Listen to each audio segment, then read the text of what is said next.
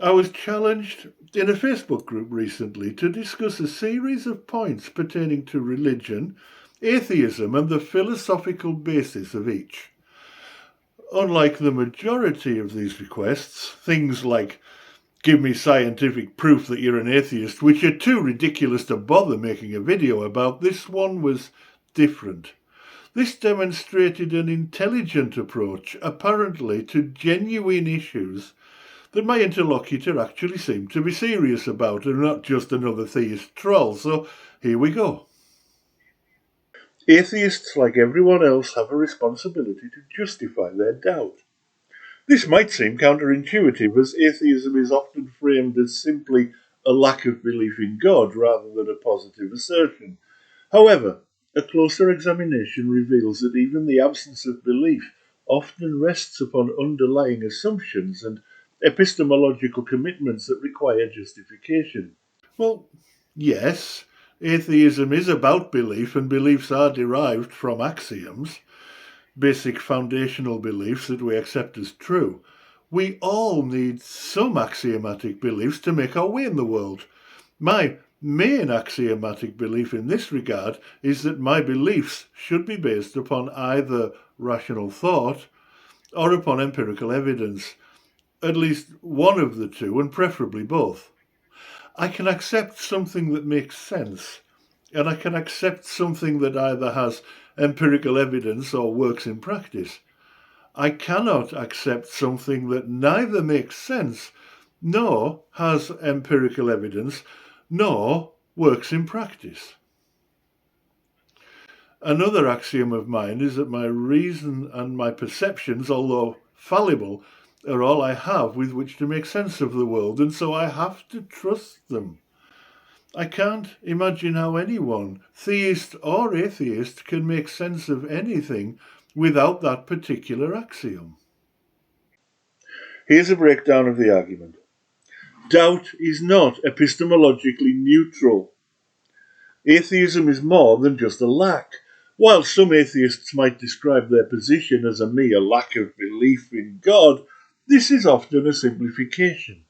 In practice, atheism often involves a positive commitment to a particular worldview, typically one that is naturalistic or materialistic. Only in relation to those axioms already noted, since my reason and perception have failed to provide any rationale for believing in God, I don't believe in God. Doubt implies a standard. To doubt the existence of God implies having some standard or criteria for what would constitute sufficient evidence or a convincing argument. This standard is not self-evident. It needs to be articulated and defended. Indeed. Again, we return to the same axiom, which for brevity I will refer to from now on as evidence and reason. Epistemic commitments. Even the position I lack belief in God because I haven't seen sufficient evidence involves epistemic commitments. It implies a particular understanding of what counts as evidence, what constitutes a good reason for belief, and how one should approach questions about the existence of God. Well, again, true, but trivially so. Everyone has to follow this path. It's hardly an issue that bears repetition, with so many points leading to exactly the same axioms. Evidence and reason, and our decision to accept or not either of these. 2. The role of epistemology. Everyone has an epistemology. Everyone, including atheists, operates with an epistemology, a set of beliefs, principles, and methods for acquiring knowledge and justifying beliefs. This epistemology may be explicit or implicit, conscious or unconscious. Yes, in my case, evidence and or reason. Epistemology shapes doubt. Our epistemology shapes what we consider to be plausible, what we count as evidence, and what we're willing to believe. It also shapes what we doubt, and what we consider to be unworthy of belief. Yes, evidence and or reason. Epistemological commitments require justification. Since our epistemology plays such a crucial role in shaping our beliefs and doubts, we have a responsibility to examine and justify our epistemic commitments. We need to ask ourselves, why do we hold these particular standards of evidence? Why do we find certain types of arguments convincing and others unconvincing? Are our epistemic methods reliable and appropriate for the questions we're asking? See my earlier comments about reason and perception. These are the only tools I really have. I trust them because I have no alternative. That doesn't mean I consider them infallible, and at times my reason will override my perception in the case of illusions or hallucinations. Yeah, we all hallucinate in certain circumstances. And sometimes my perception, evidence, will overrule my reason. If empirical evidence shows me to be wrong, I will accept that. Again, the same axioms apply. The case of scientism, a common epistemological commitment. As discussed in previous responses, a common, though often unacknowledged, epistemological commitment among some atheists is scientism, the belief that only scientific methods can yield genuine knowledge. I'm glad you said some atheists. It's not my view. Although some degree of empiricism is likely to be necessary, the scientific method is not my only way of knowing. Hence my ability to say evidence and or rationale. The problems with scientism. Scientism, however, is a problematic epistemology. It is self-refuting, as the claim that only science can yield knowledge is not itself a scientific claim, and it's unjustifiably narrow, excluding other potential sources of knowledge like introspection, ethical reasoning, and personal experience. Agreed. The need for justification. If an atheist's doubt about God's existence is based on scientism, then they have a responsibility to justify this epistemological commitment. They need to explain why they believe that only scientific methods are valid and how they address the self-refuting nature of this claim. Indeed, but my atheism isn't based on such poor foundations. 4. Radical empiricism as an alternative. Expanding the scope of evidence. William James's radical empiricism offers a broader and more inclusive epistemology. It argues that all forms of experience should be considered as potential sources of knowledge, including religious and mystical experiences. So long as we can continue to include the word potential, I agree. Challenging unjustified doubt. Radical empiricism challenges the automatic dismissal of religious experiences as evidence. Human experience is evidence, but it's necessarily subjective, as Hume pointed out. It's not good evidence because it's not applicable to others. In short, it's far from persuasive for me to hear you say you had an experience. Continuing to doubt in the face of that claim is not automatic. It's dependent upon the fact that it's entirely subjective and not supported by anything other than, you said it. If an atheist doubts the existence of God based on a lack of empirical evidence, radical empiricism asks, why privilege empirical evidence above all other forms of experience?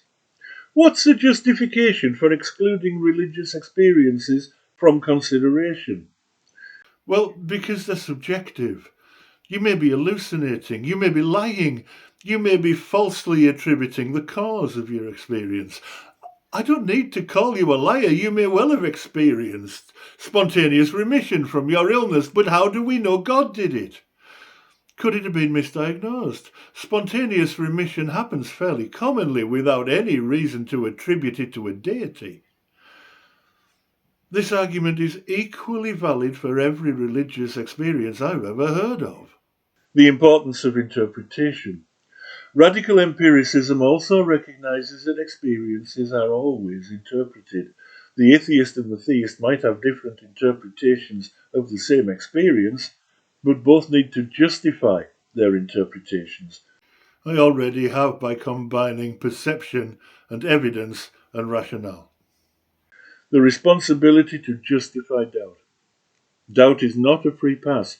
Doubt is not an epistemologically neutral or privileged position. It's a position that requires justification just like any other. I justify my atheist doubt by pointing out that I see no evidence of a God, and I'm not aware of any God claim that makes rational sense. They're all ridiculously implausible, often inconsistent, and perhaps more importantly, the claims made about them regularly are contradicted by what we do have empirical evidence for. Examining underlying assumptions.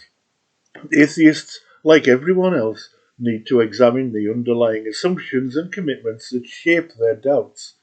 They need to ask themselves, what are my standards of evidence? Why do I hold these standards, and are they justified? I already responded to this when I spoke of my axiomatic beliefs. You seem to be asking the same question over and over again. Engaging in dialogue. Justifying one's doubt also involves engaging in respectful dialogue with those who hold different views. It means being willing to listen to their arguments, consider their evidence, and articulate one's own reasons for doubt in a clear and reasoned manner. Agreed. 6. Pragmatic considerations. Consequences of belief and doubt. From a pragmatic perspective, both belief and doubt have consequences. They shape how we live our lives, how we interact with others, and how we understand the world. Yeah, I agree. Evaluating consequences. We have a responsibility to consider the practical consequences of our beliefs and doubts. Does our atheism lead to a more meaningful and fulfilling life? Does it promote ethical behaviour and contribute to the well-being of ourselves and others? These are pragmatic questions that can help us evaluate the merits of our position. Now, here I disagree absolutely. Even though I think an accurate view of the world is always superior and more helpful than an inaccurate one, the truth of a proposition is not determined by how much it would feel good or otherwise to have a positive impact upon society. I'm an atheist because I don't believe a God exists. That has nothing to do with consequence, it's just that I don't think it's true. To go through life believing only what you think might have positive results would be no more than an exercise in wishful thinking. Probably not a terribly constructive one. The next time you have to decide whether or not that violent criminal you're approaching would seem better if you believed he wasn't actually a vicious mugger. Conclusion. Atheists, like everyone else, have a responsibility to justify their doubt. Doubt is not an epistemologically neutral position. It is shaped by underlying assumptions and commitments that require examination and defense. If an atheist's doubt is based on a narrow or unjustified epistemology, such as scientism, then they have a particular responsibility to address the limitations of this framework. Fair enough. However, my atheism is not as limited as you seem so keen to presuppose.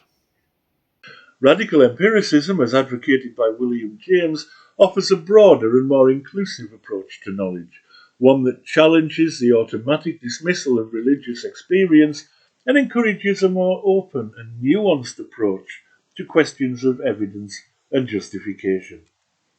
So what? It's still important that there should be some convincing reason to believe. Wishful thinking is not a good approach to life. Ultimately, the responsibility to justify one's doubt is part of a larger responsibility to engage in honest inquiry, to seek a deeper understanding of ourselves and the world, and to live in a way that is both meaningful and ethically responsible. It's not about proving or disproving the existence of God in an absolute sense, but about engaging in an ongoing process of exploration and discernment, guided by reason, experience, and a commitment to truth in its fullest and most expansive sense. Of course. What's your point? I'm Stuart Sorensen, and this is the God-Free Guide. If you found this video useful, please like and share, and don't forget to subscribe to the channel. It will really help me out if you do. Thank you for listening.